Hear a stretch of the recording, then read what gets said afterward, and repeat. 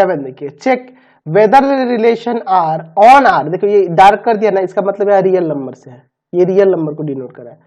Defined by R, relation R कैसे define हो रहा है, relation R equal to this element ordered pair A B के form में है, जिसमें ए इज लेस देन और equal to B cube, and यहां लिख सकते हैं कि ए बी बिलोंग्स टू किसे, रियल नंबर आर से। तो मैं यहाँ अलग कलर में देता हूं ताकि आपको पता चल जाए कि ये रियल नंबर की बात हो रही है, ठीक है। तो ये रिलेशन आर इस तरह से दिया है, तो इसे हमें चेक करना है रिफ्लेक्सिव, सिमेट्रिक और ट्रांजिटिव के लिए। चलिए तो एक एक करके देखते हैं। सबसे पहले बात करते हैं हम लोग रिफ्लेक्सिव के लिए।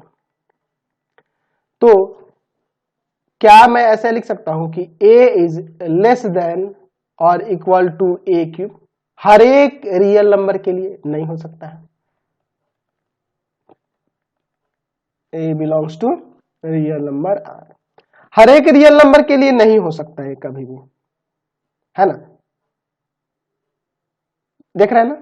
आप सोच रहे होंगे कि सर कैसे, अगर मैं यहां पे एक एग्जांपल लिख दूं, मैं यहां कहूं 1/2 क्या लेस देन और इक्वल टू हो सकता है 1/2 के क्यूब के? ये तो 1/8 हो जाएगा ना, 1/2 से बहुत छोटा हो जाएगा, ठीक है। तो ये 1/8 हो जाएगा, तो ये हर एक रियल नंबर के लिए सेटिस्फाई नहीं होगा, हमें हर एक रियल नंबर के लिए ना देखना होगा, ठीक है। तो ये हम लोग कह सकते हैं कि हर एक रियल नंबर के लिए ए नहीं बिलोंग करेगा रिलेशन आर, ठीक है, समझे ना बात को। चलिए तो यहां पे कह सकते हैं देयरफॉर आर इज नॉट, ये नहीं बिलोंग करेगा, आर इज नॉट रिफ्लेक्सिव। चलिए अब बात करते हैं सिमेट्रिक के लिए।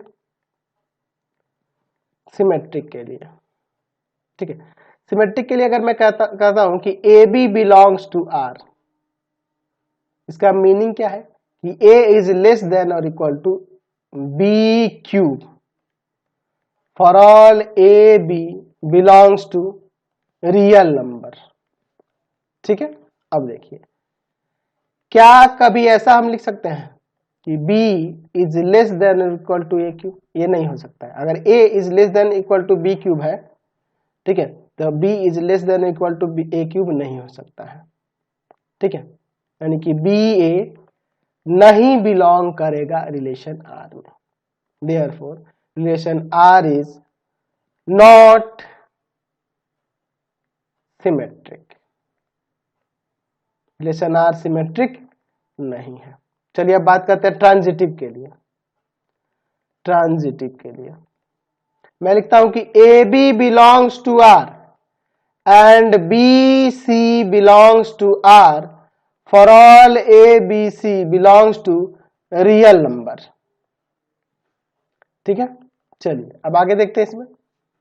इसका मतलब है कि a is less than equal to B cube and b is less than equal to, इसका मीनिंग क्या है, c क्यूब।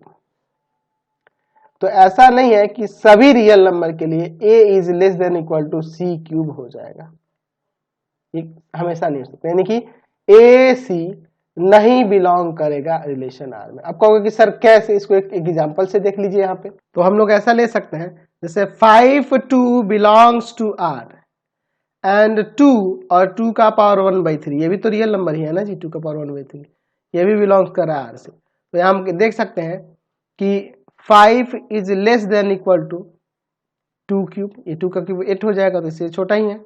अच्छा, and 2 is less than equal to 2 का पावर 1/3 इंटू क्या हो जाएगा पावर में 3, तो 3 से 3 का जगह, तो इक्वल हो जा रहा है कि नहीं, देख रहे हैं ना, लेस देन होना चाहिए या इक्वल होना चाहिए।